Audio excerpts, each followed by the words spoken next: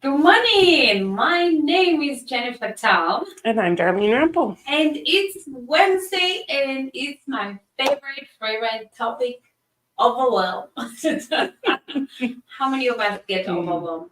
First of all, before we dive in, I want to say thank you so much to our friends who are sharing our information, to our friends who are sending us DM to just cheer us on. We all need some encouragement sometimes. And thank you for joining us. So, today we are talking about common triggers that cause overwhelm. And we have a few stories. First of all, I just have a question. How many of us get overwhelmed? It feels like it's a daily thing. However, it doesn't need to be that way. What are your thoughts, Daphne? Yeah. Um, we live such often busy lives that we actually pack a lot into our lives. At least I do. Some days we have those weekends where we've made choices to make those decisions to be busy and to have fun, but it still can get overwhelming. So we just had a weekend with our granddaughters, and we love having them. They're going to be 3 and 5, so it's quite a houseful. They're two little girls who are very emotionally charged, and so we have fun with them. But by the end of their weekend, we're kind of tired, we can get overwhelmed even with good things in our lives, even when we're doing amazing things and that we really enjoy. But we can still get overwhelmed by things. That's a good point. And we love the grandkids, we love the kiddos. However, I love it. I love it. And Darling, you look too young to be a grandma, but you're beautiful. I I am so thankful. So today, let's just dive in. The first trigger, we have three triggers we are going to share today because this whole month we'll just be talking about overwhelm and burnout, and every week we'll just give you a framework. So, what are the common triggers? We are going to start by sharing. One of my personal trigger for me is change and unexpected events.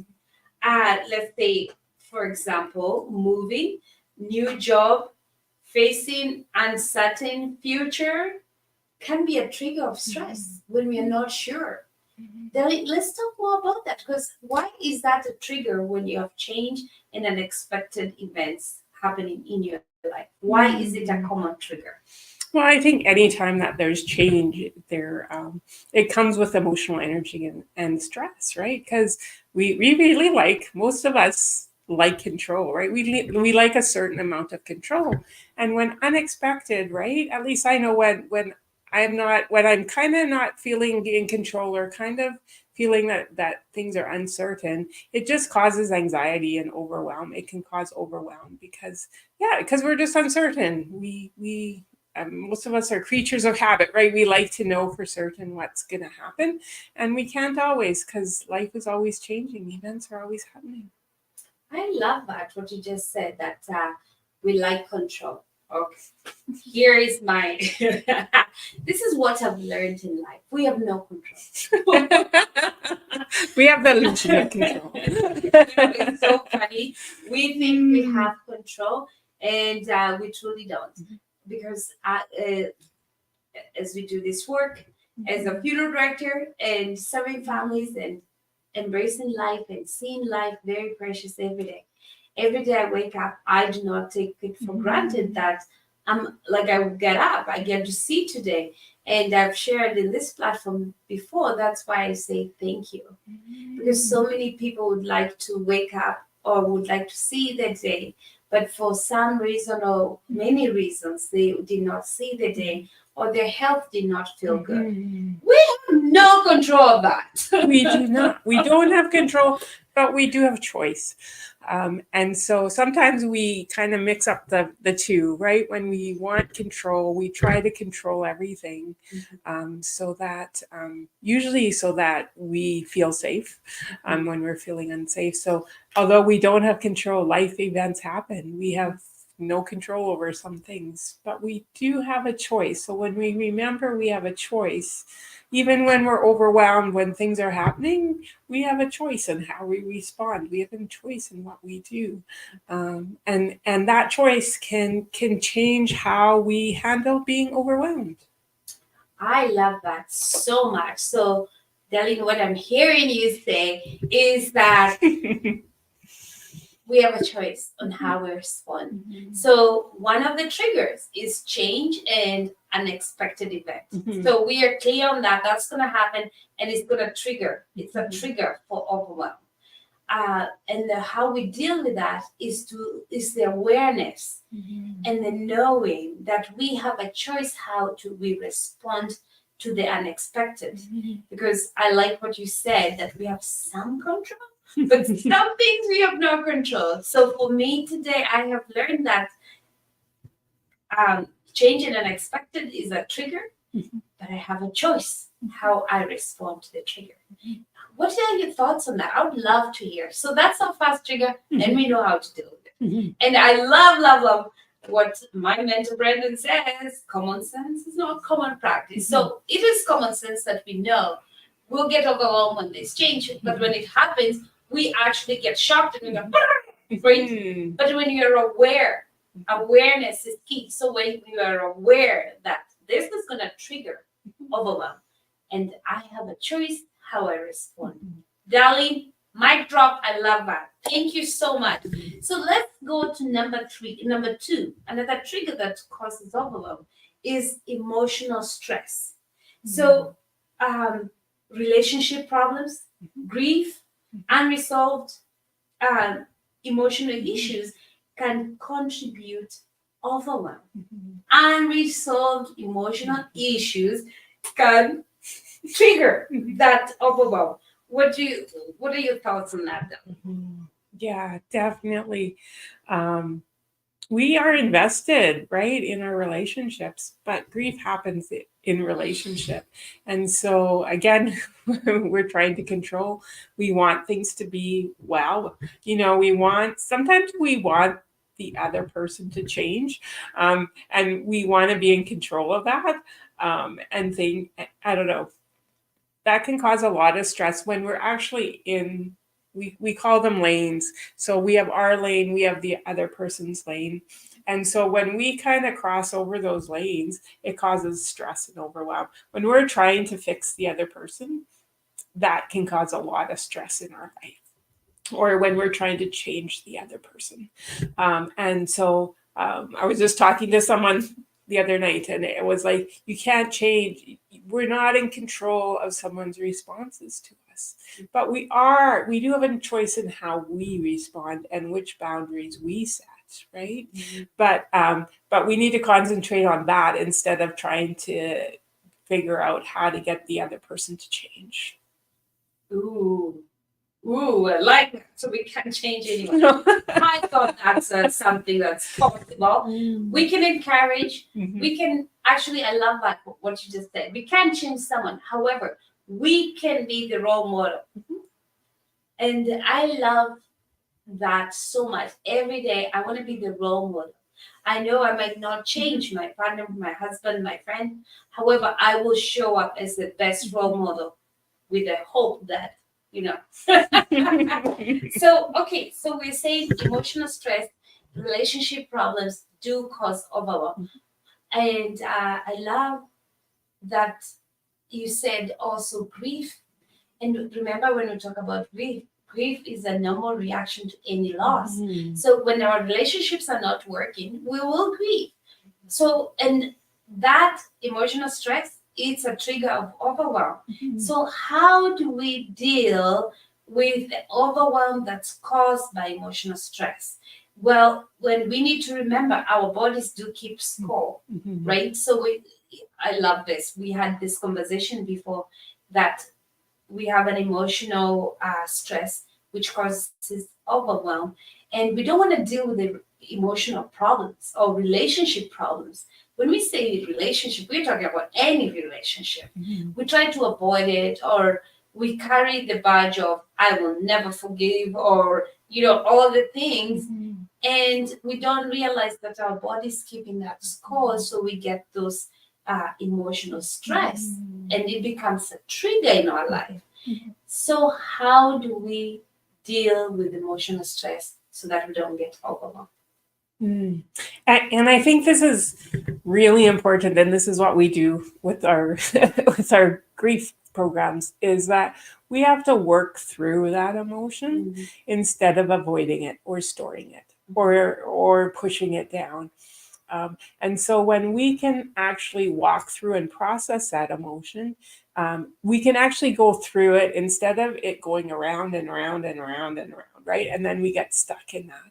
But when we can actually go through it, there's a start and a finish, and we actually work through, and the emotion won't last forever. If we actually go through it, we'll pass through to the other side, and then we are able to start living life or feeling another emotion, right? We get stuck in our emotions, and as long as we're repressing or not feeling our emotions, we get stuck in that circle. But when we can go through, it frees us to actually process and actually live our life fully.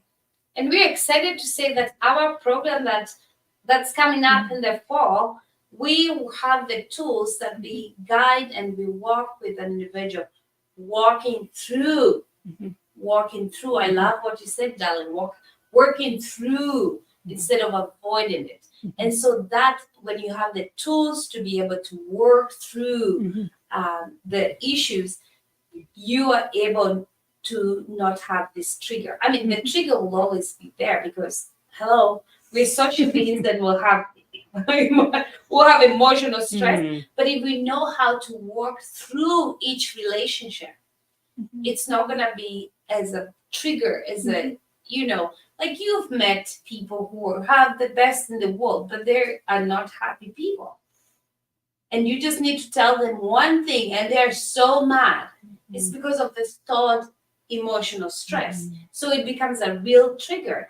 Hence, you find that your relationships, your friendship, your connection with others is not as good as you'd like it to be.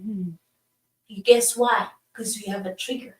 And it doesn't matter who it is, someone might trigger you, and then you have a broken relationship. I love this so much. Thank you for sharing that. So, Darlene, what you're saying is that we have to work through. Yeah. Okay. Wow, who knew?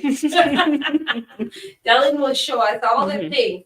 Okay, we would keep you. We're on to our third one, which I love most. It's a topic we all never want to talk about. It's something we all avoid, me included, and that's financial stress.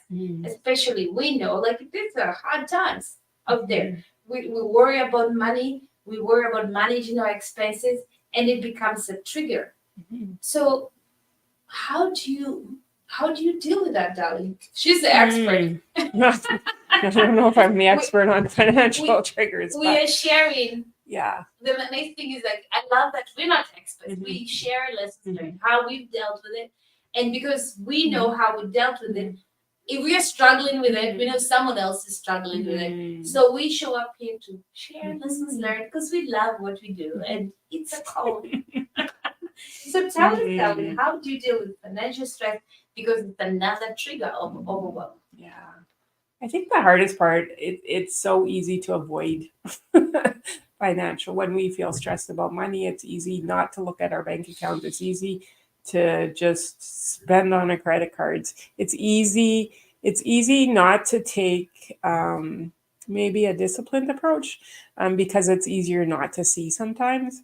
But that doesn't help. That increases our stress, right? Because then we have to live with the after effects of our stress. So I don't know if there's an answer except that it's something we all have to go through, and we all have to, if we can, and I work on this all the time because I like to avoid it too, is that consistency of actually knowing where our money's going, and taking control. We do have a choice. Sometimes we feel like we have no choice because maybe we don't have enough income coming in, maybe we have more expenses, but we do have choice. Maybe not control, but we have choices in how we make. No matter what situation is, there are choices do something different or do something, and there is help out there for people to work through with financial people.